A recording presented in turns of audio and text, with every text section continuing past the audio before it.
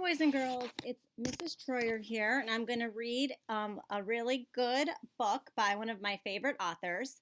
It's called A Day's Work by Eve Bunting, illustrated by Ronald Himmler. Francisco stood in the parking lot with his grandfather and the other men. It was the first time he'd been there. A truck cruised along, slowed. The driver held up 3 fingers. "Brick Lane. I need 3 men," he called. 5 men jumped in the back. "Only 3, the driver said, and 2 had to get out. The workers left in the parking lot, grumbled, and shuffled around. Francisco's grandfather shivered. "Hace frio," he said. "It is cold because it is still early. It will be hot later. You will see," Francisco said in Spanish. "Why did you bring a kid?" one of the men asked. "No one will hire you with a kid. He belongs in school." "It's Saturday," Francisco said. "My abuelo, my grandfather, does not speak English yet. He came to California only 2 days ago to live with my mother and me." Francisco swallowed. "We have been alone since my father died. I'm going to help my abuelo get work." He took his grandfather's cold, rough hand and smiled up at him. Abuelo was tall and skinny and Abuelo was tall and skinny as an old tree. Already Francisco loved him. When there was money to spare, they'd get him a jacket like Francisco's with sleeves long enough to cover his hands, and an LA Lakers cap like Francisco's too.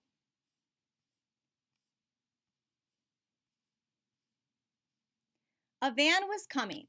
Benjamin's gardening was printed on the side. Francisco let go of his grandfather's hand. He darted through the swarm of men and was right in front of the van when it stopped. "One man," the driver said, "for gardening." He was young with a thick black mustache, and he was wearing an LA Lakers cap like Francisco's. Maybe cleaner. It must be an omen, Francisco thought. "Take us, Mr. Benjamin." "Us." Francisco pointed back at his grandfather. He tilted his own cap over his eyes. "Look, we love the Lakers too. And my grandfather is a fine gardener, though he doesn't know English yet. The gardens are the same, right? Mexican and American?" Francisco waved urgently for his grandfather to come. "Also, you will get 2 for 1, he said. "I don't charge for my work."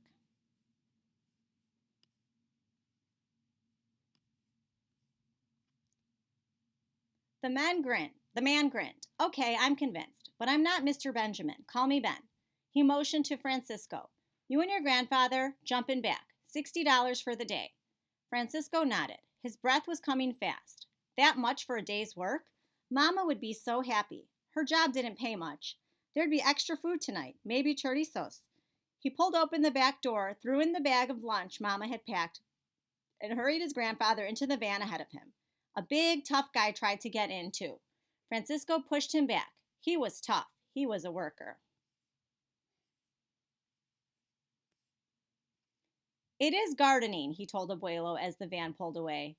"But I do not know gardening. I am a carpenter. I have always lived in the city." "It is easy," Francisco waved through the window at the passing cars. "Flowers, roses, things like that." He raised his cap to a lady in a car. "Señora," he said politely, though she couldn't hear. The van turned off the freeway onto a winding road and stopped. A sloping bank led up to the backyards of new houses. Some were not yet finished. Workers climbed high on rooftops, and there was the good smell of tar. The high bank was dotted with pretty white flowers, and overgrown with coarse green spikes. 6 big black trash cans waited below. They all got out of the van, but Ben left the motor running. "I need you to weed this bank," he told Abuelo. "Be sure to get the roots." He pointed to the cans. "Dump them here." "Good, fine." It was Francisco who answered. "I have another job to go to," Ben said. "I'll pick you up at 3. It will be hot. Your grandfather will need a hat." He took a straw one from the van. "Gracias," Abuelo said. "See you guys then. Work hard. Have a nice day."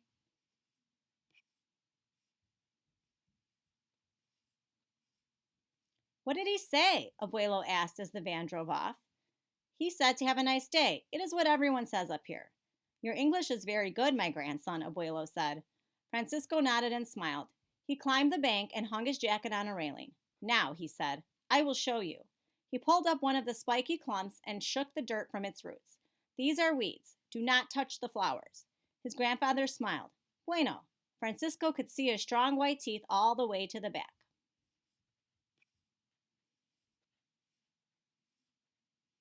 They worked through the morning. A little poodle barked at them through the railings above. Yap, yap, yap. An orange cat prowled the bank. There was a pool in one of the new backyards. Francisco heard splashing and voices. The water sounds made him hotter. His shoulders and arms hurt. He thought about how proud Mama would be tonight. $60, she'd say, and she'd hug Francisco and Abuelo. It is a fortune.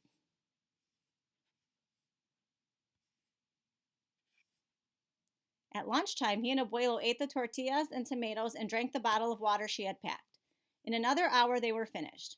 The bank looked so nice with just the brown dirt and the pretty flowers. Muy bonito, Abuelo said, and Francisco said, yes, beautiful. He and his grandfather shook hands. Francisco thought he had never felt so good. He'd helped his grandfather and he had worked himself. They sat on the curb to wait for the van, and when it came, they stood and brushed the loose dirt from their clothes. Ben got out and stared up at the bank. Holy Toledo, he said. You didn't think we could do such a good job? Francisco wanted to laugh. Ben seemed so shocked. Francisco gave a little jump and pretended to slam dunk a ball like the Lakers. We work hard. I can't believe it, Ben whispered. You took out all the plants and left the weeds. Francisco stepped closer to Abuelo. But the flowers, he began. Ben pointed. Those flowers are chickweed. Chickweed! You took out my young ice plants. He yanked off his Lakers cap and slammed it against the van.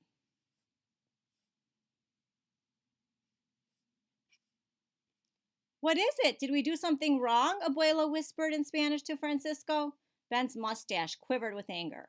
I thought you said your grandfather was a fine gardener. He doesn't even know a chickweed? Abuelo looked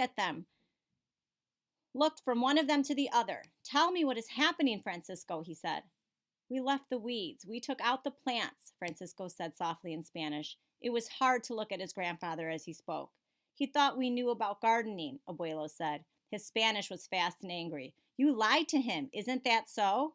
We needed a day's work. We do not lie for work. Now, there was more sadness than anger in Abuelo's voice. Ah, my grandson, he put a hand on Francisco's shoulder. Ask him what we can do. Tell him we will come back tomorrow if he agrees. We will put out the weeds and put the good plants back. Francisco felt his heart go weak. But Abuelo, that will be twice the work. And tomorrow is Sunday. There is a Lakers game on TV, and there is also church. He hoped the word church would perhaps change his grandfather's thinking.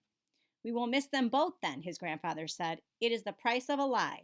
Tell the gentleman what I said and ask him if the plants will live. Ben said they would. The roots are still there. If they're replanted early, they'll be all right. He rubbed his eyes. This is partly my fault. I should have stayed to get you started, but tell your grandfather I appreciate his offer, and I'll bring you back in the morning. The three of them got in the van.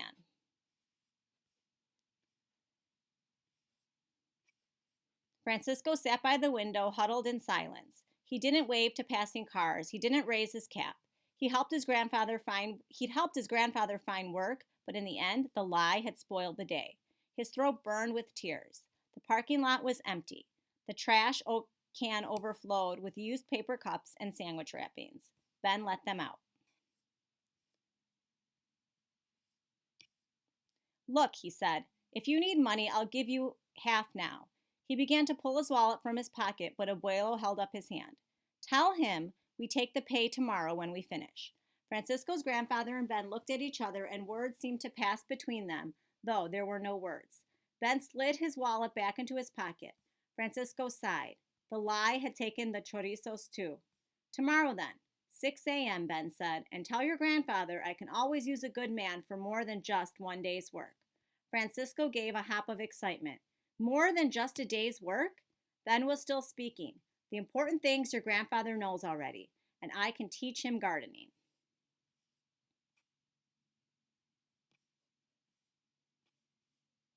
Francisco understood.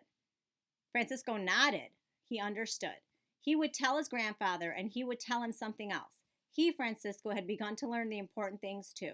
Francisco took his grandfather's cold, rough hand in his. Let's go home, Abuelo, he said.